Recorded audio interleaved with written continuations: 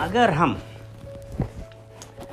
परमेश्वर भला, और जो एक बहुत जरूरी बात है, परमेश्वर की एक बहुत अच्छी एक विशेषता भी है, और वो विशेषता हम देखते हैं व्यवस्था विवरण उसका 10वां अध्याय उसका 17वां वचन।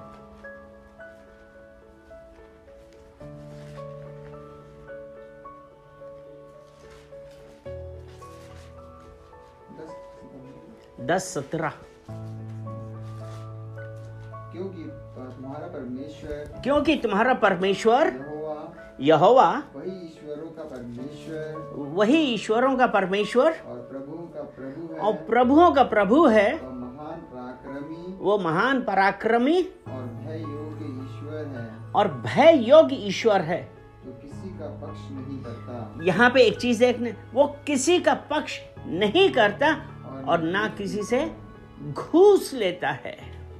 वो परमेश्वर, आज बहुत बार हम लोग ये कहते हैं ना कि पता नहीं ऐसा क्यों हो रहा है, लेकिन हमारे लिए एक चीज जानना बहुत जरूरी है कि वो परमेश्वर ईश्वरों का परमेश्वर है, वो किसी का पक्ष नहीं लेता है।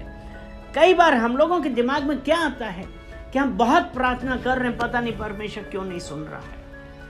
और ये कहता कौन है हमसे?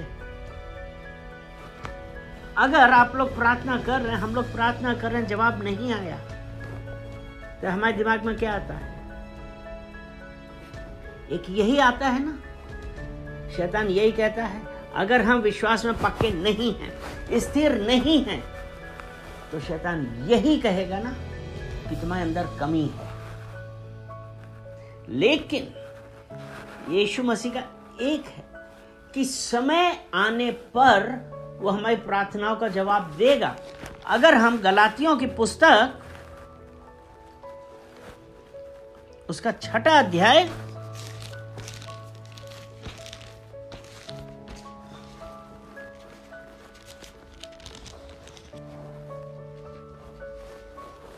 उसका 9वां वचन पढ़ें।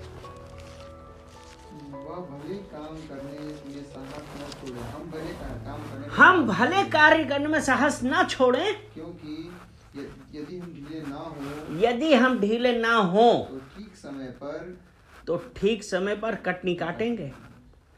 हम भले कार्य करने में साहस ना छोड़ें, अर्थात अगर हम कुछ कर रहे हैं तो वो परमेश्वर कहता है कि भले कार्य करने पे साहस ना छोड़े, क्योंकि ठीक समय पर जब आप मेरा और आपका समय आएगा, हम कटनी काटेंगे। शैतान इसमें कुछ नहीं कर सकता, क्योंकि परमेश्वर ने कहा है कि मैं किसी का पक्ष नहीं करता, ना मैं किसी से घूस लेता हूं। हमारा काम क्या है कि हम जब परमेश्वर के पास आ रहे हैं तो हमको किस प्रकार से आना चाहिए, हमारे लिए क्या सबसे जरूरी है। क्योंकि जब हम परमेश्वर के पास आए तो हमको किस प्रकार से आना चाहिए, क्योंकि वो परमेश्वर जो हमारा हृदय जानता है, हमारी एक एक बात जानता है। वो परमेश्वर जिसने हमको हमारी माँ के गर्भ में आने से पहले चुन लिया था, वो एक एक बात जानता है। वो हमारे से क्या चाहता है। अगर हम पढ़ते हैं यिर्मयाह की पुस्तक उसका 17वां अध्याय उसका 10वां वचन,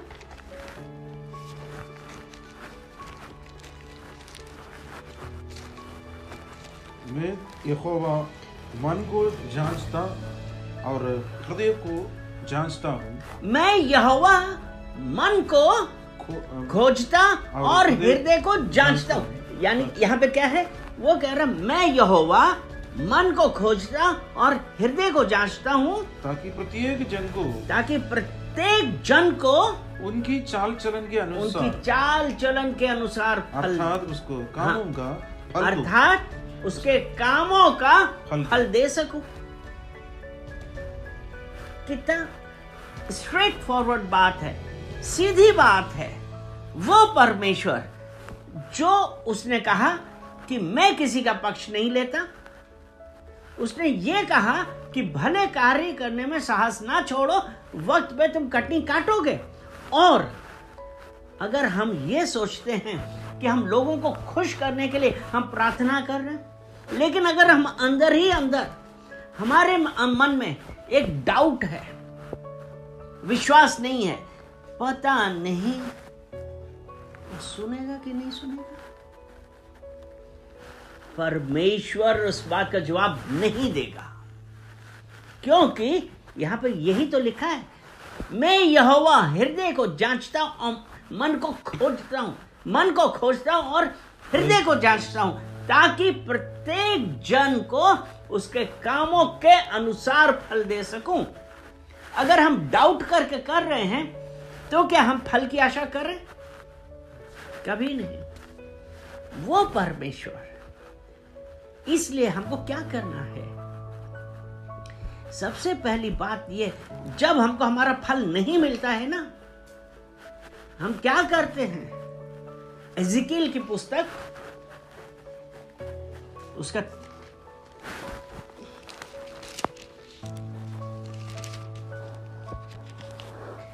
एजिकियल 33 और 20वां वचन। तो भी तुम कहते हो प्रभु की चाल ठीक नहीं। हाँ, अर्थात हमको जवाब नहीं मिला, हम अपनी चाल ना देख के हम ये क्या बोल रहे हैं? प्रभु आपकी चाल ठीक नहीं है, आप कुछ पक्षपाती कर रहे हो, इसीलिए तो हमारी प्रार्थना का जवाब नहीं दिया। हे इस्राएल के घराने, मैं हर एक व्यक्ति का न्याय उसकी चाल की ही अनुसार करूंगा। वो कहता है, हम ये कह रहे हैं प्रभु तेरी चाल ठीक नहीं, लेकिन परमेश्वर कहता है, हे इस्राएल, तेरी चाल के ही अनुसार तेरा मैं न्याय करूंगा। हालेलुया। तो यानी कि हमको क्या करना है? पहले अपने आप को जांचना है, क्योंकि ये जो दोष लगाना है ना, ये जो परमेश्वर के ऊपर, हम लोगों में से कितनी बार हम लोगों ने दोष लगाया परमेश्वर के ऊपर? हम अपने आप को नहीं जांचेंगे कि हमारा चाल चलन कैसा है परमेश्वर के सम्मुख। लेकिन ये पता है, दोष लगाना परमेश्वर के पास कब से आया? हम कब से परमेश्वर का दोष लगाते हैं?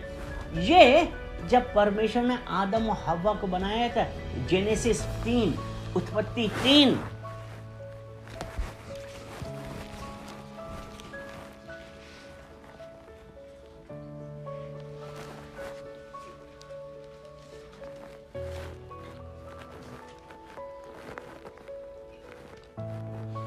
उसमें अगर हम 3 का ये पढ़ें, 3 का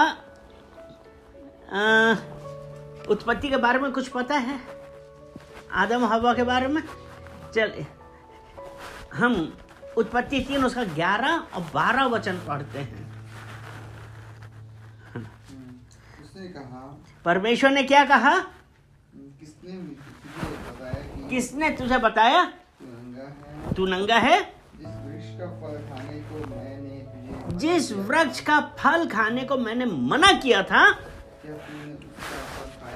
क्या तूने उसका फल खाया? यहाँ अब परमेश्वर अपनी रचना, परमेश्वर ने जब आदम को अपने स्वरूप और अपनी समानता में बनाया था और उसको आज्ञा दी थी कि ये वाला फल नहीं खाना, नहीं तो तुम मर जाओगे। यहाँ पे आत्मिक मौत से था, वैसी मौत नहीं। शैतान ने उसको बोला कि तुम नहीं मरोगे। उसके बाद खैर उन्होंने खाया तो उनकी आंखें खुल गई, उनको भले बुरे का ज्ञान हो गया। और जब उन्होंने देखा कि वो बिना कपड़ों के हैं, तो वो छुप गए थे। जब परमेश्वर शाम के वक्त, सांझ के समय जब फेलोशिप के लिए आया, तब उसने किसी को नहीं पाया। जब उसने आवाज लगाई, तुम कहाँ हो? तो उसने कहा, हम पेड़ के पीछे। और हमें तब परमेश्वर ने कहा, जिस वृक्ष का फल मैंने खाने को मना किया था, क्या तुमने खाया?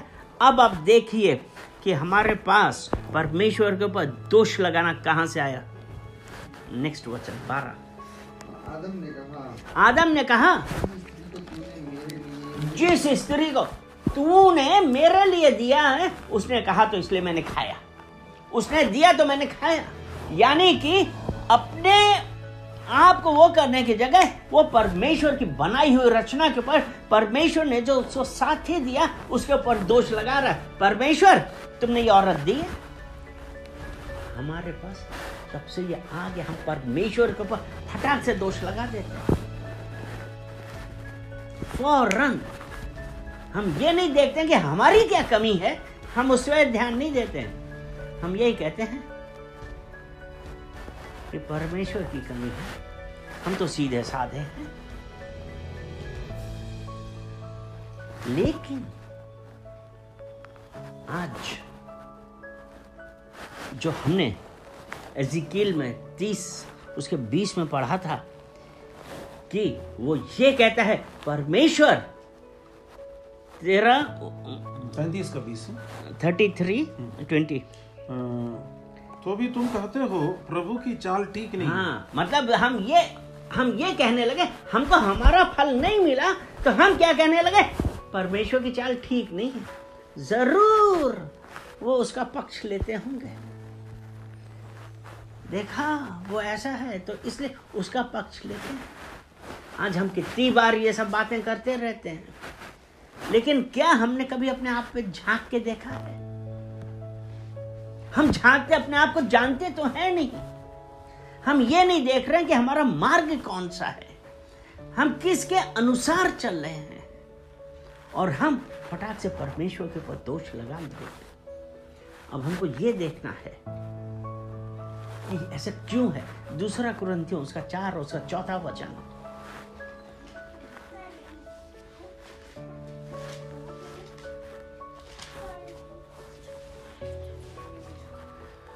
दूसरा कुरिन्थियों 4 अध्याय 4 वचन। और उन अविश्वासियों के लिए जिनकी बुद्धि इस संसार के ईश्वर ने अंधी कर दी,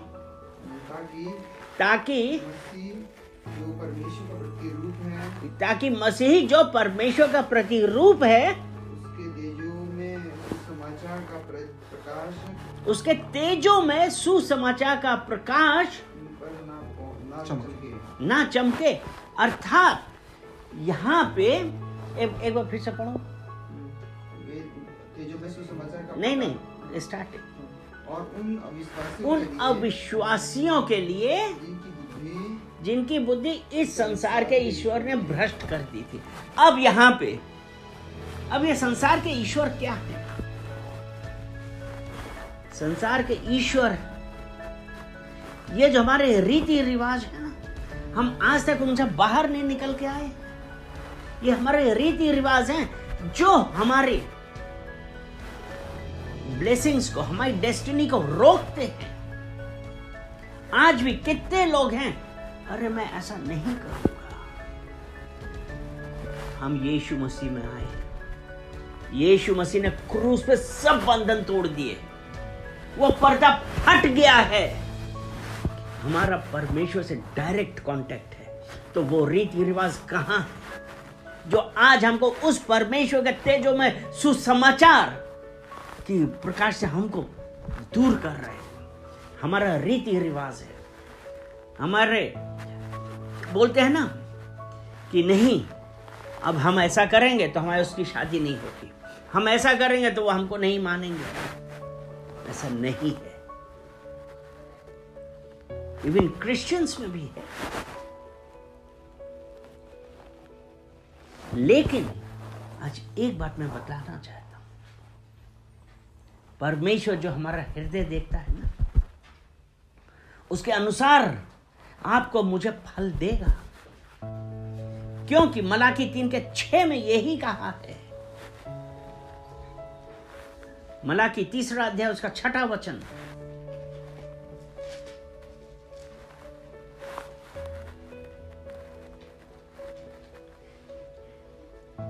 क्योंकि मैं यहोवा क्योंकि मैं यहोवा बदलता नहीं। इसी कारण हे याकूब की संतान, इसी कारण हे याकूब की संतान, तुम नष्ट नहीं हुए। अगर परमेश्वर ने आपको ब्लेसिंग्स के लिए कहा है, वो ब्लेसिंग्स देगा। लेकिन हमको क्या करना है? हमको इस संसार के रीति रिवाजों से, जो हमारे बंधन है, उसमें चलना है, कि हमको यह कहना है कि यीशु मसीह के लहू ने जो क्रूस पे आपके लिए और मेरे लिए बहा, उस क्रूस के द्वारा आज हम स्वतंत्र हो गए, हमारे सब बंधन टूट गए। वो यहोवा आज ये कह रहा है, मैं मनुष्य नहीं जो मैं झूठ बोलूं। यहोवा आज है। उसने कहा, शायद यूहन्ना का 14 में कहा, 14:6 में कहा, I am the way and the truth and the life. मैं ही सत्य, मार्ग और जीवन मैं हूं। अर्थात आज हम जब यहोवा के बताए हुए रास्ते पे चलेंगे, तो वही हमको जीवन देने वाला है, वही हमको रास्ता दिखाने वाला है, वही सत्य है। हालेलुया। तो इसलिए आज हम उस परमेश्वर का धन्यवाद करें। और जब हम इस परमेश्वर का धन्यवाद करें, तो एक आखिरी वचन हम और पढ़ेंगे।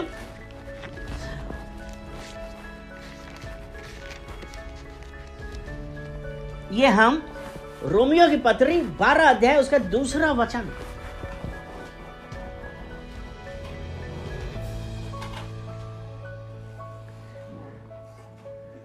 इस संसार के सदृश न बनो, परंतु तुम्हारे मन को नए हो जाने से तुम्हारा चाल चलन भी नया हो गया है, बदल गया है। अर्थात इस संसार के सदृश नहीं बनना है। सीधा परमेश्वर ने एक हमको कहा है कि हमको इस संसार के सदृश नहीं बनना है। अगर हम संसार के सदृश बने, और संसार के सदृश बने तो इसका मतलब क्या है? जब हम इस संसार के सदृश बने, तो हमारे अंदर दुनिया भर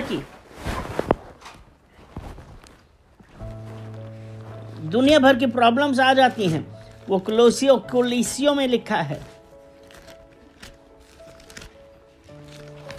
उसने बोला ना कि संसार के सदृश ना बनो। लेकिन जब हम कुलीसियों की पत्री उसका 3 अध्याय उसका 5वां वचन, कुलीसियों की पत्री उसका 3 अध्याय उसका 5वां वचन, इसलिए अपने उन अंगों को मार डालो जो पृथ्वी पर है। वहां पे अभी हमने पढ़ा ना, इस संसार के सदृश ना बनो। यानी कि जब संसार के सदृश बनने का क्या है, यहाँ पे ये कह रहा है, इसलिए अपने उन अंगों को मार डालो जो पृथ्वी पर हैं। अर्थात व्यभिचार, अशुद्धता, दुष्ट कामना, बुरी लालसाएं और लोभ जो मूर्ति पूजा के बराबर है। अर्थात वो परमेश्वर ये कह रहा है कि इस संसार के सदृश ना बनो, क्योंकि तुम्हारे मन के नए हो जाने से तुम्हारा चाल चलन भी बदल जाए। हालेलुया। तो हम परमेश्वर का धन्यवाद देते हैं कि आज परमेश्वर ने हमसे बातें करी, परमेश्वर ने हमको बताया कि हमको इस संसार के सदृश नहीं बनना, हमको किसी के ऊपर दोष नहीं लगाना है, लेकिन अपने आप पे झांक के देखना है, क्योंकि हमको पता है कि हमारा परमेश्वर हृदय को जांचता, वो मन को खोजता और हृदय को जांचता है। इसलिए हमको परमेश्वर के सामने सच होना है, सच बोलना है।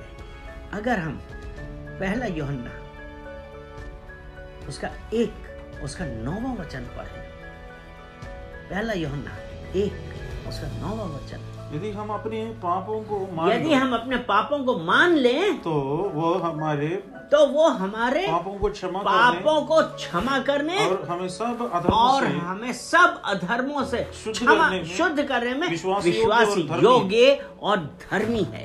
तो हमारे लिए सबसे बड़ी बात क्या है? इस वक्त हमको परमेश्वर से क्षमा मांगनी है। हमको परमेश्वर से कहना कि हाँ परमेश्वर, हमने ये पाप किया है, उसके लिए हम पश्चाताप कर रहे हैं। जब हम ऐसा करेंगे, विश्वास रखिए, उसने कहा है ना कि मैं तुम्हें सब पापों से और सब अधर्मों से क्षमा करने में वो परमेश्वर विश्वास योग्य है, क्योंकि वो परमेश्वर है, मनुष्य नहीं। हालेलुया। चलिए आमीन। हालेलुया। परमेश्वर की स्तुति हो। धन्यवाद।